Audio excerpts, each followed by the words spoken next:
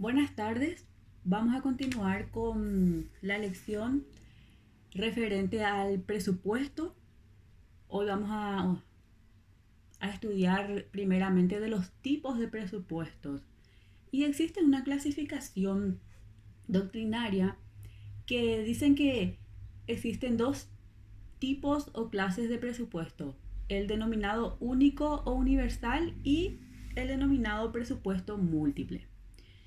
El presupuesto único es el que agrupa la totalidad de los gastos de un Estado y también la totalidad de sus ingresos públicos, de tal manera que todo gasto que el Estado deba realizar queda contemplado en el presupuesto y todo ingreso que haya de percibir se calcula entre los recursos públicos.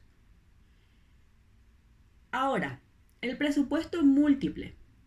¿Qué pasa con ese tipo de presupuesto? En la práctica, muchos países, en forma más o menos permanente o en forma esporádica, han creado o han elaborado junto al presupuesto principal otros presupuestos especiales, eh, también denominados presupuestos anexos, extraordinarios o suplementarios. Cuando un país sigue este camino, se habla de que presenta multiplicidad presupuestaria y cualquier estudio sobre su realidad financiera deberá abarcar el conjunto de sus presupuestos. Bueno, el siguiente tema es el que atañe a los principios presupuestarios. El presupuesto general de la nación se administra con sujeción a los principios de universalidad, legalidad, unidad, anualidad y al principio de equilibrio. Entendiéndose por principio de universalidad, primeramente, que todos los ingresos y todos los gastos realizados por los organismos y entidades del Estado deben estar expresamente presupuestados. ¿Cuándo se habla de principio de legalidad? Cuando los ingresos previstos en la ley de presupuesto son estimaciones que pueden ser superadas por la gestión de los organismos recaudadores. Los gastos autorizados en la ley de presupuesto constituyen así el monto máximo a ser desembolsado y en ningún caso podrán ser sobrepasados salvo que otra ley así lo establezca. Luego tenemos el principio de unidad. El principio de unidad establece que todos los ingresos y todos los gastos y financiamientos componentes del presupuesto general de la nación deben incluirse en un solo documento para su estudio y aprobación. Luego tenemos el principio de anualidad. Este principio establece que el presupuesto general de la nación incluirá las estimaciones de los ingresos y la programación de gastos correspondientes al ejercicio fiscal de cada año, sin perjuicio de la vigencia de planes de acción e inversión plurianuales. Y por último tenemos el principio de equilibrio, que establece que el monto del presupuesto de gastos no podrá exceder el total del presupuesto de ingresos y el de financiamiento. El siguiente tema es el que tiene que ver con el equilibrio presupuestario. Hablamos ya recién en el último punto del equilibrio, del principio del equilibrio. Bueno, aquí lo que vamos a hacer es ampliar nada más ese punto. Entre los principios clásicos en materia presupuestaria está el del equilibrio presupuestario. Año tras año y ejercicio tras ejercicio está siempre ese principio. Y ese principio suponía que era condición básica de la vida financiera del Estado presentar presupuestos equilibrados y lograr que al término del ejercicio este no cerrara con déficit. Y en cuanto al superávit, si bien no lo miraban con recelo, estimaban que el Estado debía por lo menos devolver a la economía a través de una disminución de la presión tributaria. Por lo menos eso que esperaban cuando había superávit. El equilibrio del presupuesto significa su nivelación bajo cumplimiento de ciertos principios presupuestarios según los cuales la suma de una clase determinada de gastos debe nivelarse anualmente mediante la suma de una clase determinada de ingresos. Ahora, vamos a estudiar los momentos presupuestarios. Y si bien es cierto, esta unidad es muy importante porque el presupuesto general de la nación, año tras año, como les dije en la definición, en los elementos de la definición, es un documento legal, ¿verdad? Que en la última parte decía, ¿verdad? Que todo presupuesto, ¿verdad? Debe confeccionarse dentro de un espacio de tiempo limitado, que es generalmente un año. Bueno, es importante que el ciudadano conozca cómo el Estado utiliza lo recaudado del pago de sus tributos, ¿verdad? En sus diferentes acepciones, en forma de impuestos, tasas y contribuciones. Bueno, entonces, si bien, como les dije, esta unidad es muy importante, tal vez el más importante de los puntos es el momento o los momentos presupuestarios. ¿Por qué? Porque aquí vamos a estudiar los diversos periodos por los que pasa un presupuesto desde que se da comienzo a su preparación hasta que termina el ejercicio presupuestario a que él se refiere. Y se distinguen los siguientes momentos presupuestarios. Son 4, ahí en pantalla tienen. El momento de la preparación y confección, el de la discusión y aprobación, ejecución y justificación presupuestaria o también denominada rendición de cuentas. Bueno, vamos a hablar del primer momento, de la preparación y confección del presupuesto. Bueno, el presupuesto es la previsión de la realidad financiera de un Estado para un cierto periodo de tiempo en cuanto a los gastos en que habrá de incurrir el Estado y los recursos que se presume percibirá para poder atenderlos, ¿verdad? La preparación y la confección del proyecto de presupuesto implica una tarea difícil y un estudio a la vez responsable de cada una de sus partes. El principio básico que debe tenerse presente en su elaboración es el de la veracidad. Junto a estos cálculos que todo presupuesto implica, debe tenerse presente que el presupuesto ha adquirido una extraordinaria complejidad porque ha dejado de ser un mero documento contable, como ya habíamos dicho en la definición del presupuesto. Dijimos que ha dejado de ser un mero documento contable para constituir un programa de acción del gobierno expresado en cifras y sancionado por los representantes del país. Universalmente se encomienda esta etapa presupuestaria al Ejecutivo, ya que a él le corresponden el gobierno y la administración del país. La preparación del presupuesto comprende a su vez 2 estudios fundamentales. Por una parte, el monto de los gastos que el Ejecutivo propondrá a la consideración de los parlamentos distribuidos por rama de la administración o para obras o servicios que el gobierno patrocine, y por la otra, el cálculo de los ingresos que el gobierno estima habrán de afluir a las arcas fiscales, ya sea a través de la tributación o mediante el uso del crédito público. En nuestro país, el presupuesto tiene su origen y preparación material en el Poder Ejecutivo, a cargo del Ministerio de Hacienda, según lo dispone la Constitución Nacional y la Ley 1535/99. Pero para los efectos de su validez se requiere la aprobación del Congreso dentro de un proceso con tratamiento especial.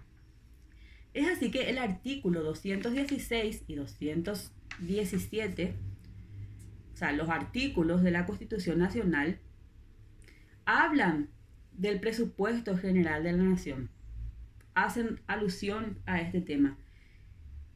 El proyecto de ley del presupuesto general de la nación, dice el artículo 216 de la Constitución, será presentado anualmente por el Poder Ejecutivo a más tardar el 1 de septiembre. Y su consideración por el Congreso tendrá prioridad absoluta. Se integrará una comisión bicameral, la cual,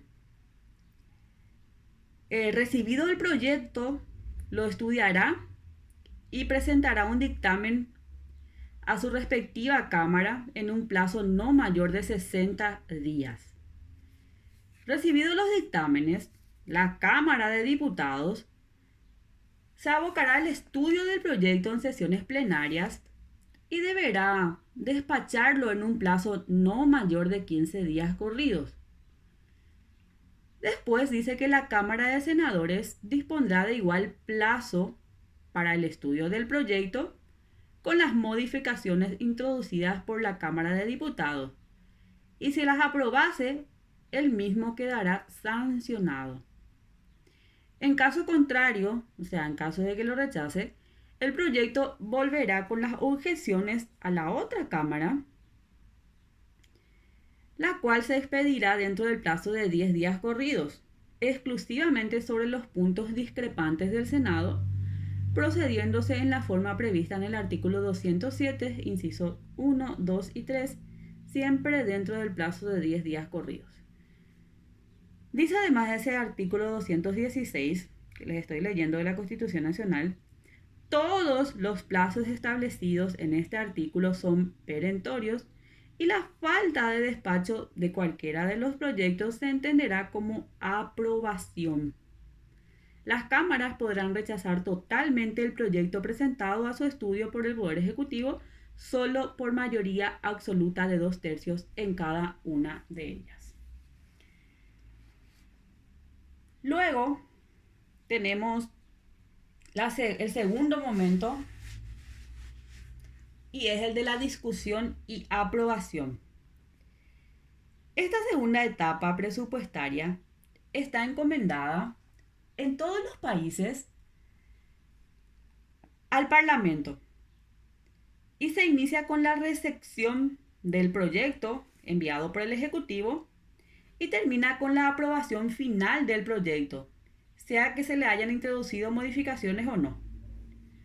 La aprobación parlamentaria se cumple por medio de una ley en sentido formal, lo que permite afirmar que no es un acto legislativo en sentido material, sino un acto administrativo del Poder Ejecutivo, por cuanto la intervención del Congreso es de mera autorización, según se desprende de la última parte del artículo 216 de la Constitución Nacional, que dice: las cámaras podrán rechazar totalmente el proyecto presentado para su estudio por el Poder Ejecutivo solo por mayoría absoluta de 2/3 de cada una de las cámaras. O sea, no se aclara la alternativa de modificaciones parciales, por cuanto no se puede aplicar el procedimiento legislativo de leyes comunes del Congreso en sentido material y formal. Con respecto al acto de aprobación del presupuesto realizado por el Congreso, su efecto más importante es que el Ejecutivo, como los demás organismos estatales, debe sujetarse a las normas contenidas en la ley que aprueba el presupuesto, en el sentido de que no pueden realizar erogaciones mayores que las presupuestadas y en el rubro correspondiente. Siendo la ley del presupuesto una autorización para realizar el gasto por el Poder Administrador, es facultad de este Poder Administrador efectuar la erogación correspondiente o abstenerse de hacer si no se producen los recursos. Pasamos ahora al tercer momento, que es la ejecución y justificación presupuestaria. Bueno, una vez que se ha aprobado el proyecto de presupuestos y transformado en ley, este entra a regir desde el día de iniciación del ejercicio presupuestario hasta el día de su término. Durante ese periodo se habla que hay ejecución presupuestaria y que la misma está encomendada al Poder Ejecutivo, quien tiene la responsabilidad de su correcta realización. Esta comprende dos actividades financieras principales. Uno, la recaudación de los ingresos, y dos, la realización de los gastos que el presupuesto contempla. En cuanto a los ingresos, el gobierno tiene el deber de recaudarlos conforme a las leyes que autorizan su percepción, y las constituciones de los países contienen normas que establecen este deber del Ejecutivo. Con respecto a los ingresos, la ley de presupuestos es un mero cálculo, una mera estimación de ellos que el Parlamento aprueba y que no compromete al Ejecutivo, ya que puede recaudar más de lo calculado o, por el contrario, percibir menos que la suma prevista sin faltar por ello a la ley. En cuanto a los gastos autorizados, el presupuesto aprobado es indiscutiblemente una ley que obliga al Poder Ejecutivo, en forma que éste no puede apartarse de las obligaciones de gastos, ni en cuanto al monto de ellos o de cada gasto autorizado, ni en cuanto al destino que la ley presupuestaria les dio. Las dos actividades que implica la ejecución presupuestaria, o sea, la recaudación de ingresos y el empleo de fondos públicos o gastos, se realizan por medio de los organismos que cada país tiene, que forman parte de su administración financiera, a los que se agregan los órganos de control o fiscalización. Y por último tenemos, por el último momento presupuestario, es el de la justificación presupuestaria o la rendición de cuentas. Bueno, este momento surge una vez que el presupuesto ha sido ejecutado durante el periodo de vigencia de su ejercicio. En la justificación presupuestaria se confrontan la previsión financiera efectuada con anterioridad al ejercicio presupuestario con el resultado final obtenido al término de este. Y comprende no solo los gastos y las entradas que se previeron o autorizaron en el presupuesto, sino también comprende los gastos que se hayan podido agregar a los primitivamente autorizados, así como el monto real de los ingresos recaudados. Este documento financiero tiene una doble importancia, por cuanto, por una parte, permite apreciar la forma en que el Ejecutivo cumplió el mandato que el presupuesto significa, y por otra parte, permite también apreciar la aproximación con que la previsión presupuestaria se realizó. Además, ofrece un antecedente de primera importancia para la elaboración y aprobación del presupuesto del periodo subsiguiente. Bueno, hasta aquí la unidad que tiene relación con el presupuesto. Los momentos presupuestarios, como les dije, es lo que tienen que aprender muy bien. La unidad en sí luego es muy importante, pero ya les mencioné que los momentos presupuestarios que están aquí en pantalla y que fue brevemente explicado durante el desarrollo de este video es lo que ustedes tienen que manejar muy bien. Bueno, faltan 2 unidades más y 3 unidades más y terminamos el programa. Y el miércoles ya es el examen final. Bueno, gracias a todos.